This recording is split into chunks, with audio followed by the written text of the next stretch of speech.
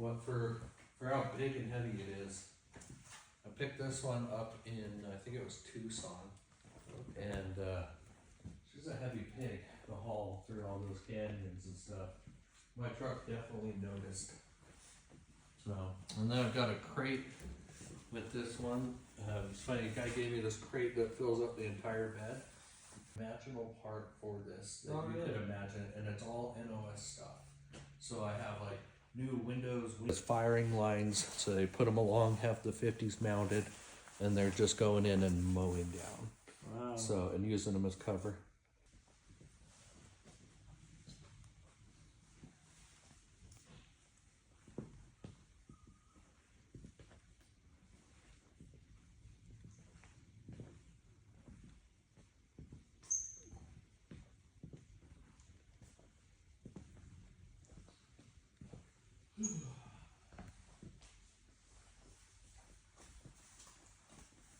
Hundred of these are believed to still be around.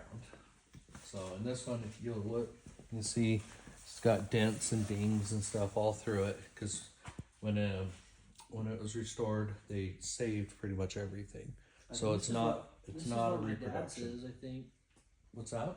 My dad has one. I want to say it's a 38. There's no 38. What's in it? I looked right at the windshield frame because it's so short. It's I'm almost sure this is the model that my dad has, because the inside all the way to 1964 will look almost exactly the same. So I'll show you the civilian ones in there. But you'll notice the very first ones don't have any glove box or anything. Have a glove box. Civilian won't either. But I'm talking military. Okay. So the ones after this, military, will have a glove box like this right there. Yeah, I've seen that one. Yeah, and they were getting the whole war effort going. That picture right there, they did a whole parade, and they got all these, because they only had a couple hundred at the time. So they got all these and did kind of a show of might, because the Jeep was this brand new, amazing thing. Never been to war yet or anything. So anyway, they did a big parade. There's a couple hundred in that actual normal photograph. It zoomed in when we printed it. Anyway, they have the hood ID numbers on there, which is like their license plate. It is only like 40 off of this one. Okay. So it is almost certain, since this was built in the first week of production, that was right after Pearl Harbor that they took that picture, that this Jeep is in that picture, which is pretty dang cool. So close you see two. When you get far away, you see one, because they merge together. And if you get too far, you can't see any. So when you're in a night operation and you can't have headlights on and whatnot, that is what tells you how far to be. So you want to see one light. So if you see one, you know you're at the right distance. You see none, you're too slow, you're too far off. If you see two, you're too close. So that's a spot from an airplane on there. This one we found 3 bullet holes in. So it likely saw some kind of combat, probably in Korea or Vietnam. Okay. Probably not World War II, because it was built in January of 45, which the war ended a few months later. So unlikely. It made about 12,000 Jeeps or so. Most of those were destroyed from battle and whatnot. So I think, if I remember right, 3,000 or 4,000 were actually worth using. So they disassembled all the ones and took the parts that were good, filled warehouses full of Jeep parts. After not too long, they realized they were never going to use all these parts because their Jeeps just didn't break down enough to use all this. So they decided that one, I'm sure they eventually pulled it out. You don't have that. And that's where all the round fender, this is the first round fender Jeep ever, is where all your hood and fender, everything came from. So, so if you look under here, it's hidden. Wow. But it is all Jeep. It's they did a bunch of their own little things to it, like those headlight guards are only on this one. How the lights are, the blackout lights are sunk in, that's only on this one. But it's the same motor as these, an F head with waterproof everything.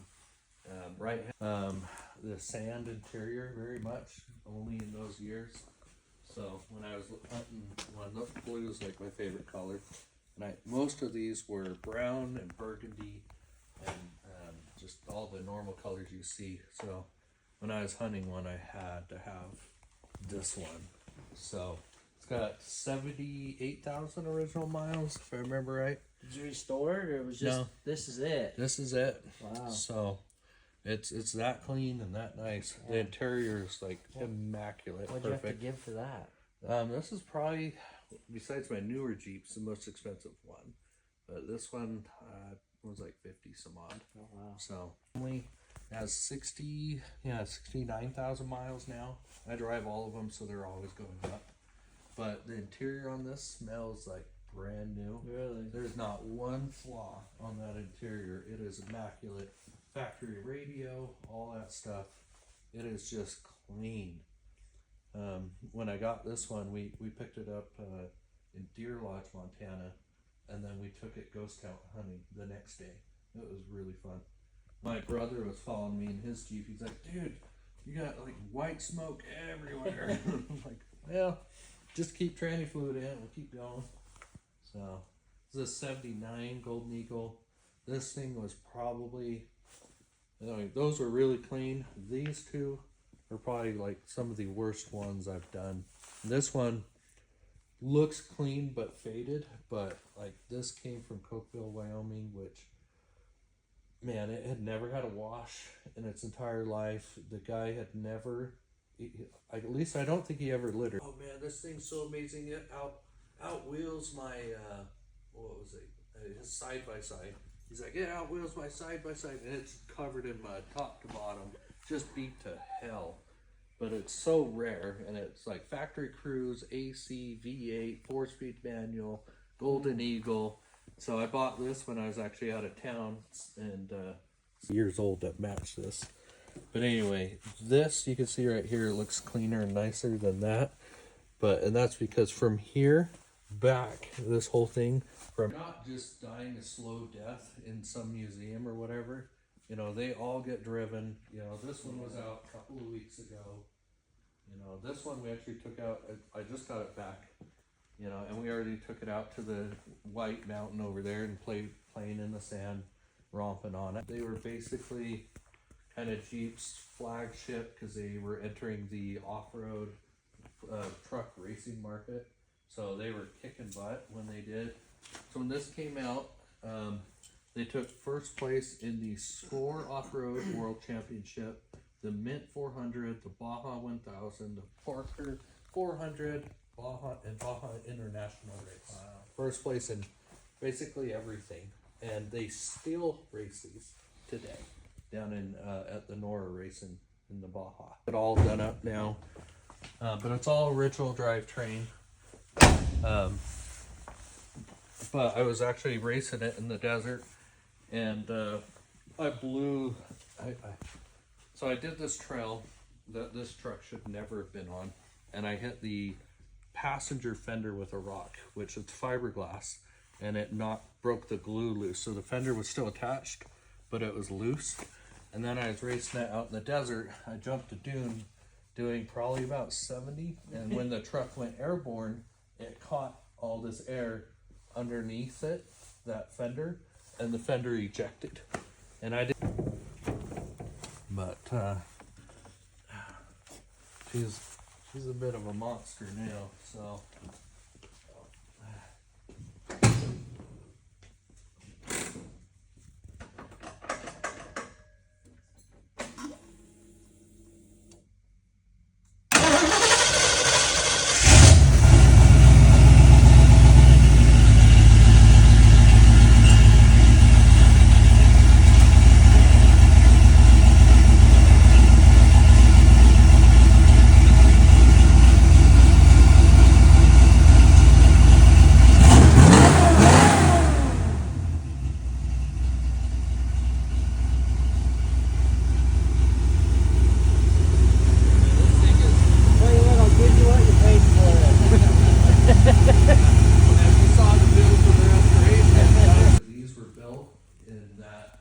This version of it, it's a CJ6 Tuxedo Park Mark IV. So these were marketed to kind of the high class society. So their column shift, everything was chrome on them, all the hinges and everything, bumpers and all that. All the marketing on them shows them parked at ski resorts and on the dock next to a yacht. So they were, this one actually came from, overall it was really, really good. But I think only a couple thousand of these are made, so crazy rare. Pretty much every person in here that I've had has never seen or heard of them. Never seen one. Yeah, but they're all aluminum body, magnesium frame, at the V4 air cooled engine.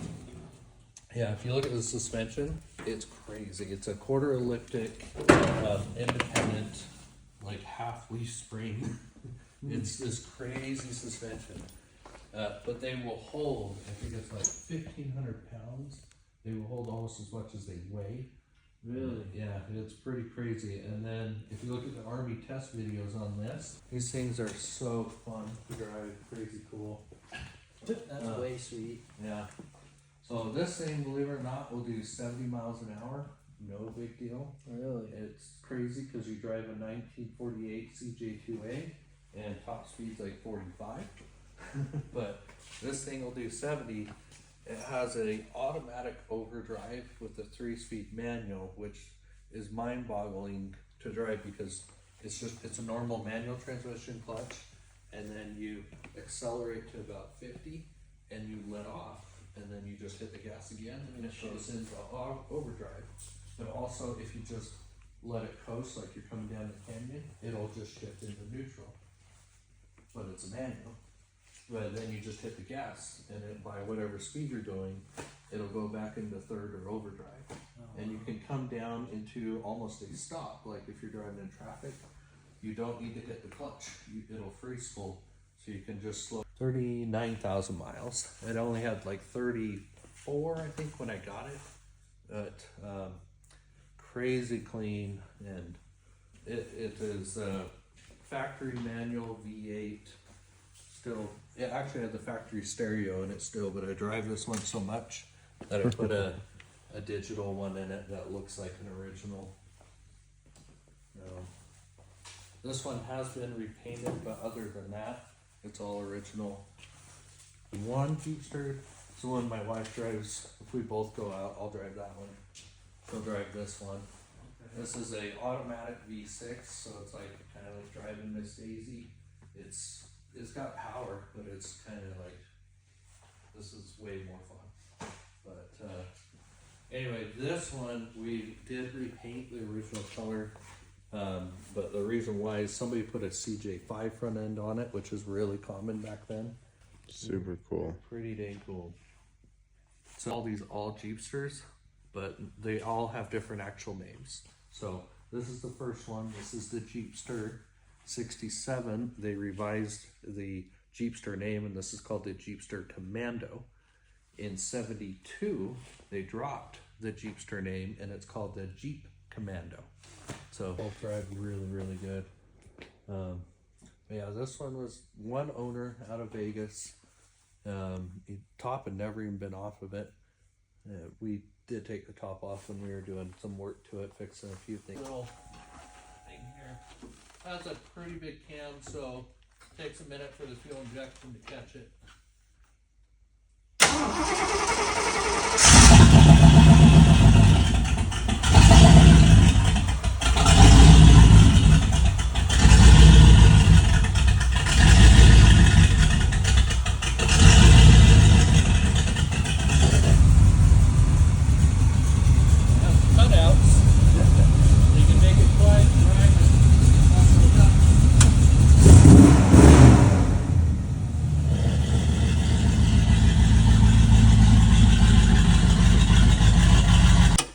And for about 3 minutes, and brought it back and said, I'm good. I'm good. And he's like, will you please take me for a postal service in 1984?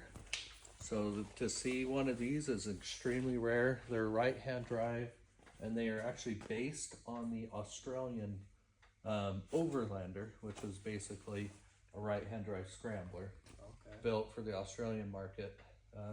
the big difference between a postal scrambler and an Australian overlander is the side windows. They have really big. But I know it's not that one because his got the Willy's emblem between the. Yeah. So if it has the Willys on there, then it's a CJ2A. So these were built from 45 and a half to 48. In 1949, they went to the CJ3. Yeah, but it's got the same. Yeah, it's the same Jeep. I almost guarantee it. 46 to CJ2A. What's really neat is the serial number on these two is within a couple hundred of each other. Wow. And so it is likely these two left the assembly line the same day. Because this one was bought in Butte, Montana, and this one was picked up in Roosevelt, where they both were originally from. So they probably both left train same. But crazy cool. We still take that one four-wheeling. It's really actually fun. We take this one snow wheeling, and it does incredibly well. But the guy bought it specifically to go over this pass because it had only ever been done by wagons and horse, and he wanted to kind of have the name to say I was the first one to drive it. So he went down to the Willis dealership. I traveled the country in this truck. He bought a camper, put it in the back. He painted the inside of the bed with like this pink protective paint because he's afraid of it rusting out because of the camper. That's how protective of the truck he was. And if you look at like the fender, how they're all bent up. Right. So it was back roads, he wasn't just driving highway. Anyway, traveled the country just going everywhere and had the motor replaced. It's a 56. Had the motor replaced. They only made the Gladiator until 71. After that, it's a J2000, 4000, 10, 20. They're not Gladiators. The name wasn't used again until 2020 with those. But anyway, so this is really cool that it's a 65 Gladiator with the Tornado engine, 3-speed manual. It has 63,000 original miles. So we rescued this one out of New Mexico. It was definitely the biggest adventure of rescuing any Jeep that we had because we had to go to Silver City